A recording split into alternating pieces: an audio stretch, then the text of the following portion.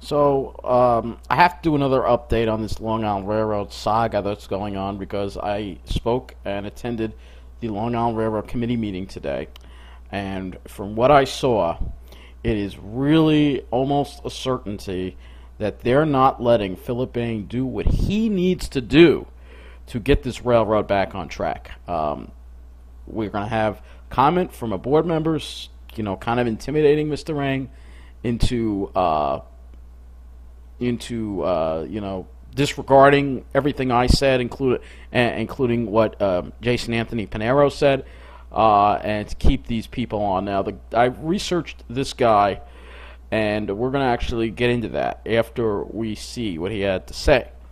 But first, I'm going to show my speech, and then that will be followed by Jason Anthony Pinero's comments on the situation with Elisa Picca. And he actually brought up her by name. So it's good to see that there was another speaker trying to talk some sense into the MTA board. So now, let's take a listen to what we had to say.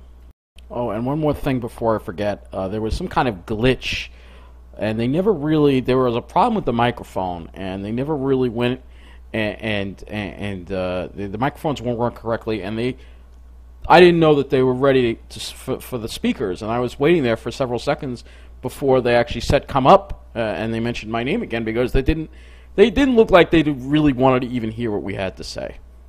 I wasn't even originally planning on being here today, but after this weekend's incident involving the derailment of a Long Island Railroad train at Penn Station, I see that there is still much work to be done. I could have brought up the poor construction design at Hicksville, which unfortunately for some reason is not being built to the same standards as Wantagh, and similar elevated stations on the Babylon branch. I could have also talked how back in June the Long Island Railroad reneged on its promise not to touch mainline service during the final phase of Harold signal testing. But instead, we have to talk about the failure to immediately inform the public of this derailment at Penn. I was hoping the new Long Island Railroad president was going to fix things and have been encouraged greatly by him.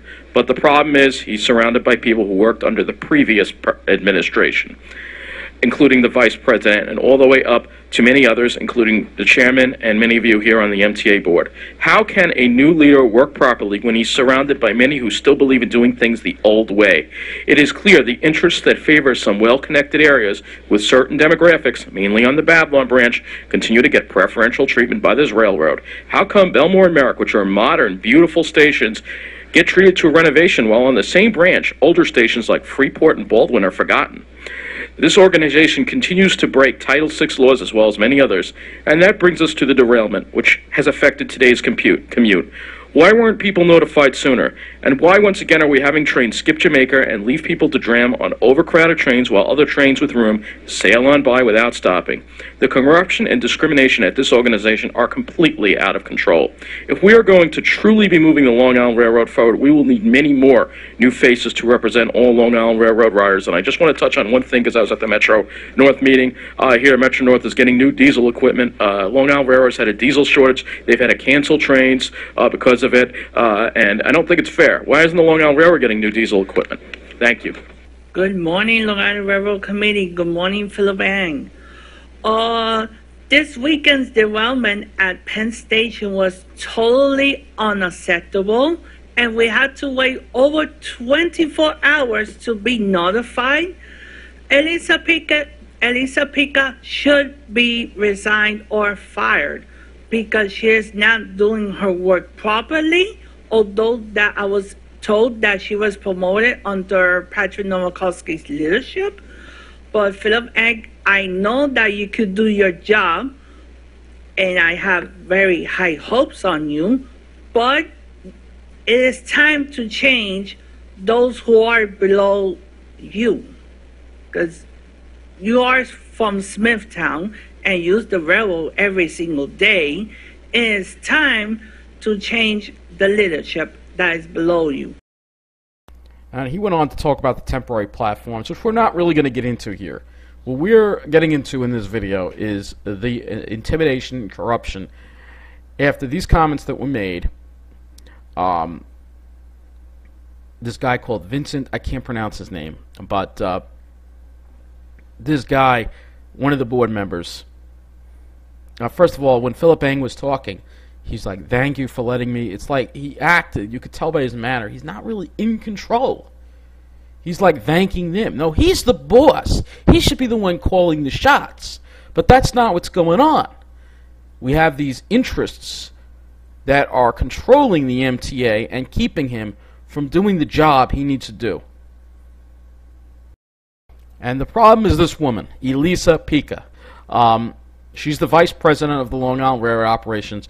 She's in charge of a lot of stuff, and she's from Massapequa Park. And one thing I've noticed about her is whenever Phil Eng is in public, she's right by his side, keeping an eye on him. So who's the one really in control here?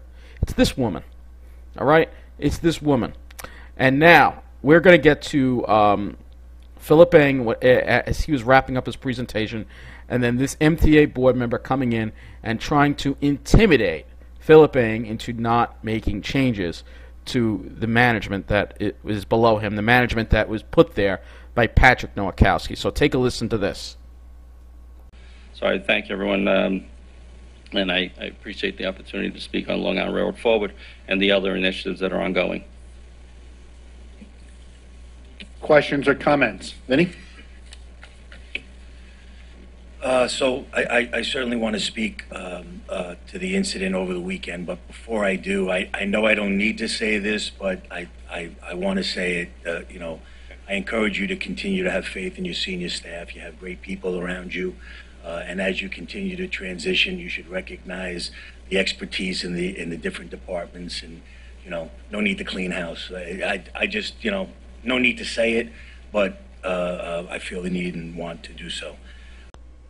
So we want to now take a look at the man who kind of intimidated Phil Eng into not firing his senior management that was from the previous administration. And no, he's not a stockbroker, this guy. He is the vice general chairman of the Sheet Metal Air Rail Transport Union's Transportation Division, SMART, and local chairman of a delegate of Local 645 on the Long Island Railroad. So basically, he's probably the union that represents all those people. And when I made my speech, this was not directed at the employees. This was directed at the top management that's directly beneath Phil Eng. People like Elisa Picca, all right? People like that. And he's, let's see, East Islip it says here. So he's probably from the South Shore. And we are going to talk about the MTA board here because I was very disturbed to see very few members address the concerns. And also, I'm also disturbed because there was much more time devoted, about almost 15 minutes devoted more to Metro-North. They started their meeting at 8:30, and they didn't finish up until 9:45. All right? So they took up 15 extra minutes, whereas the Long Island Railroad kept it within the hour. But somehow Metro-North is treated better than the Long Island Railroad. We all know why that is. The same reason why the Babylon branch is treated better. It's those political connections. Cuomo lives in Westchester, and I'm sure there are a lot of finance professionals in Westchester too. So we can actually take a look at the MTA board, and it actually says who was appointed by who. So Loder was appointed by the governor, and so is Fernando Ferrer. He was appointed by the governor, all right? Now, Mitch Pally is appointed by Suffolk County Executive. Scott Reckler was also appointed by the governor. Let's see, Vincent Tessitore. He's the guy who we just went over. He was appointed by the United Transportation Union, all right? And Veronica Vanderpool was appointed by actually Mayor Bill de Blasio, which is very interesting. And she recused herself from voting on the using Nice Bus. At least she did that. She recused herself of it on it. But these people don't represent the riders, man. They don't represent the riders. They don't, all the things I brought up, all the concerns, they ignored. They blew off. The only credit I'm going to give here, and I might be wrong, I think it's this guy here, Ira Greenberg, he did bring up concerns about the diesel fleet situation. And yes, Metro-North is going to be getting new diesel equipment. That's right, like they need it. We're so short diesel equipment, and Metro-North is getting more diesel equipment. So this organization, the MTA, and I stand by what I said, you look at these people, do these look like people who are going to be looking out for everybody? Let's be honest here. Come on. They're not looking out for everybody. They're looking out for the finance professionals. They're connected with Wall Street and the banks. Yes, including Vincent Tessitore, this guy right here, all right? I think he's connected with a lot of the bank. They're connected with the unions. There's a lot of fishy stuff going on that we don't know about, that we'll probably never know about unless there's some type of federal investigation into the MTA. All right? And then you have this character, more older, whatever. He brings up like the most pointless things. So it's this guy right here. I think he was appointed by the governor. Who appointed him? Let me see. It'll say who appointed him. More older. Yep, governor. Yep, but he was a holdover from the previous 2010 governor. So I don't know who the. I know he's been there a while. All right, I know that. I think that was Patterson or Spitzer that appointed him. But here's the thing: you have Polly Trottenberg. You can just ask Andy how. Don't even get me started on her. All right. That these aren't people that are looking out for people, and also you notice that there aren't any African Americans on this board, not one, which is really very concerning, considering probably I would say almost half the people who use the MTA system are African Americans. Why aren't they represented on this MTA board? It's just another example of what's going on, folks. So let me say I think it's pretty obvious what's going on here. And that's Patrick Nowakowski. He appointed Elisa Picca. He appointed her. He hired her. All right? And she is beholden to him. And even though Patrick Nowakowski is no longer officially working with the Long Island Railroad, he's unofficially working with Elisa Picca, and to make sure that those interests on the Babylon branch are taken care of and given priority because a certain well-connected group of people happen to live along that branch. And that's why we're seeing what we're seeing here on the Long Island Railroad. And that's why we're seeing this preferential treatment also toward Metro-North as well. Same thing. All right? Same thing. Massive corruption going on in this state. And, you know, once again, the governor, Andrew Cuomo, appoints 6 members of the MTA board, including the chairman. That's a lot of control. All right? And he has a lot of control. And he's the reason why we're in this mess in the first place. All right? He's the reason why we're in this mess. And I know Phil Eng cares about the riders deeply. I can tell he wants to do more. But he can't. Because Elisa Picca is there looking over his shoulder to make sure he doesn't mess with the pretty little Babylon branch. All right? She's there looking over his shoulder to make sure he's given the Babylon branch the best stations, best quality stations. And when I say Babylon branch, it's not the entire Babylon branch. Like I said, it's that block between Merrick and Massapequa Park that seemed to get the most attention. All right, that block right there. That's where a lot of these finance professionals live. All right, and there are actually stations on the Babylon branch that are neglected, like Freeport and Baldwin, which I brought up in my speech. That they're not getting renovated, and they needed a renovation much more than Belmore and Merrick, but they're not getting it because those towns aren't majority white and don't have that politically connected group. That's what's going on. It's plain as day. All right? It really is plain as day. And this is what's going on at the MTA. This is a massive corruption situation, and it needs to be investigated. And that's why we have to keep talking about it. I know I cannot follow this all the time. But when something major like this happens, I have to put some videos together about it. But if you want to see continuing coverage, and I'm going to urge my viewers, please subscribe to Matt Camper. He does excellent coverage of this.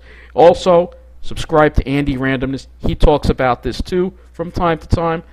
And follow them because they're on it much more than I can be right now. But from what I saw today, after being there, it's clear that we have a massive corruption problem at the MTA.